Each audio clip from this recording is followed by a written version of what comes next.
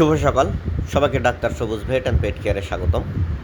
ভিডিওটিতে আপনারা আজকে যে হেইফার বা বকনা বাছুরটি দেখতে পাচ্ছেন, একটি বিশেষ কেস আপনাদের সামনে আজকে নিয়ে এসেছে। আসলে বকনা বাছুরটি গর্ভবতী না, সে কনসেপ্ট করেনি, কিন্তু তার 3টি বাট দিয়েই দুধ আসলেও একটি বাট দিয়ে একেবারে ফ্রেশ রক্ত আসছে। ওই ওলানটি ফুলে গেছে, আপনারা দেখতে পাচ্ছেন ভিডিওটিতে। এই যে একেবারে ফ্রেশ ব্লাড, যদিও তার তাপমাত্রা, খাওয়া দাওয়া সব কিছুই স্বাভাবিক।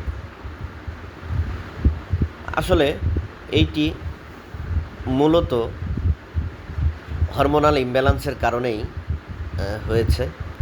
তাই খামারিদের প্রতি উদাত্ত আহ্বান যে এরকম কোনো অস্বাভাবিক কিছু দেখলে যত দ্রুত সম্ভব, কাল বিলম্ব না করে আপনার নিকটস্থ একজন ভেটেরিনারিয়ানের পরামর্শ নিন।